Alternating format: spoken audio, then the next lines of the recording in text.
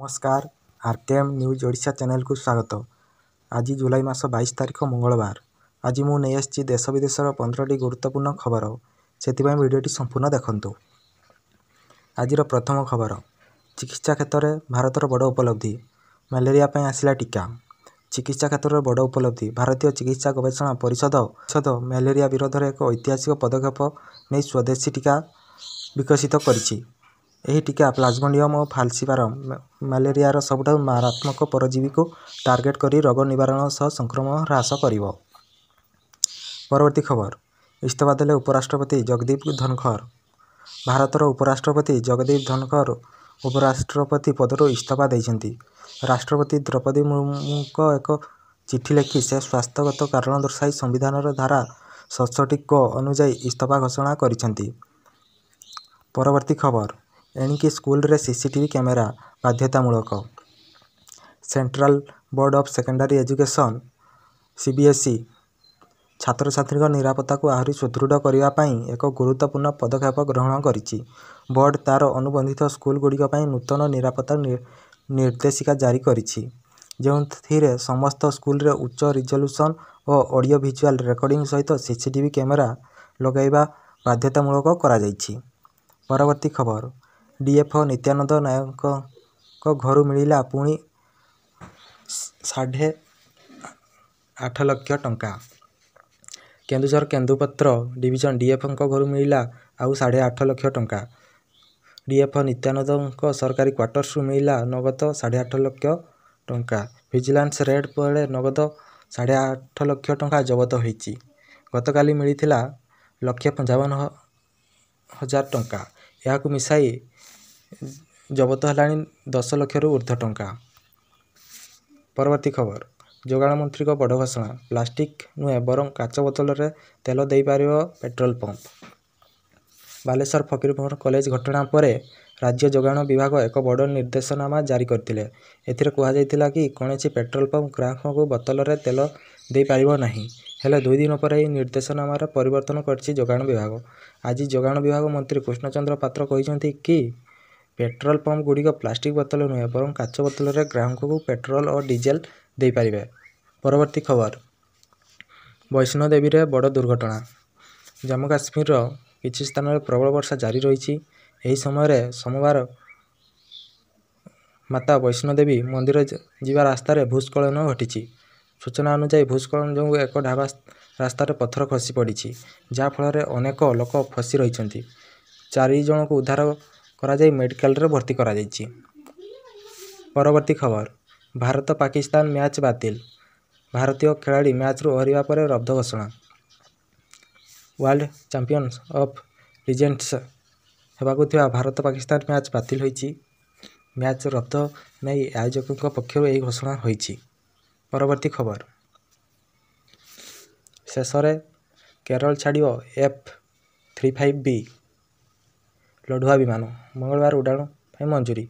दीर्घ दिन है केरलर थिरुवनंतपुरम अंतर्जातीय विमानबंदर में थिबा ब्रिटिश F-35B लढ़ुआ विमानटी फेरिया प्रस्तुत।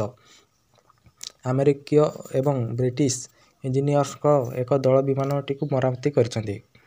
परवर्ती खबर, बांग्लादेश रे भयंकर विमान दुर्घटना। कॉलेज उपर खसी पड़ा जेट, 16 मृत अनेक आहत। बांग्लादेश रे भयंकर विमान दुर्घटना। राजधानी ढाकार एक कॉलेज उपर क्रैश। बांग्लादेश वायुसेना विमान दुर्घटनाग्रस्त होइछि। ट्रेनिंग बेले विमानटी खसी पड़ी F-7।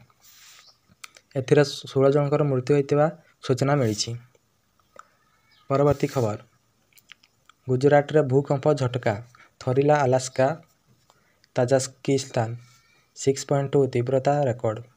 विगत दिन में देशर विभिन्न स्थान में भूकंप अनुभूत होइछि।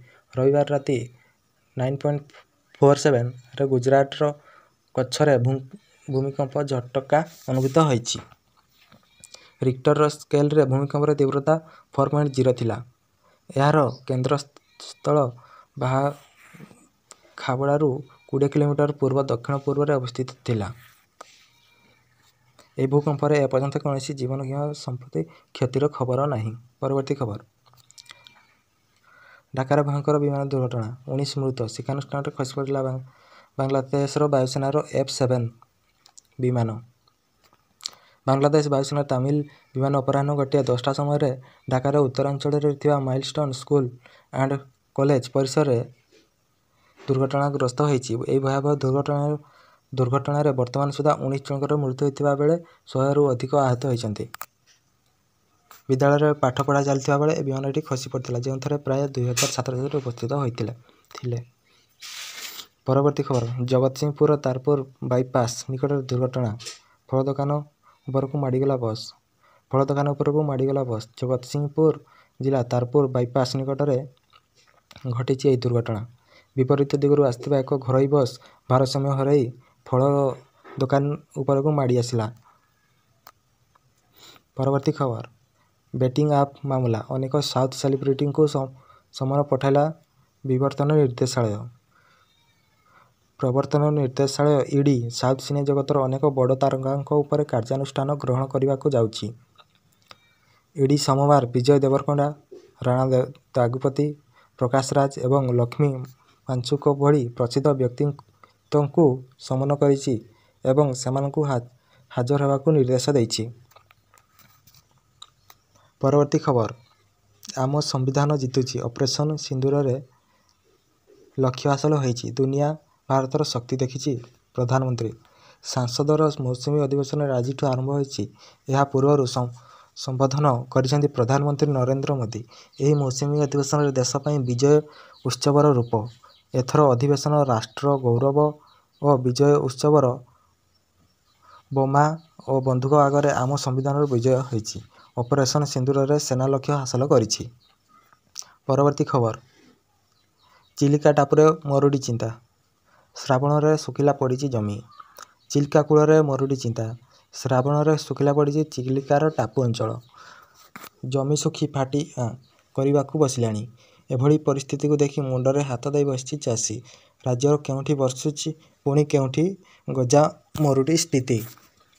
ଚାରିପଟେ ଚିଲିକାର ପାଣି ଥାଇ ବି ମରୁଡ଼ି ଭଳି ପରିସ୍ଥିତିକୁ ସାମନା କରିବାକୁ ଯାଉଛନ୍ତି ଚାଷୀ। ଭିଡ଼ିଓଟି ସମ୍ପୂର୍ଣ୍ଣ ଦେଖିଥିବାରୁ ଧନ୍ୟବାଦ।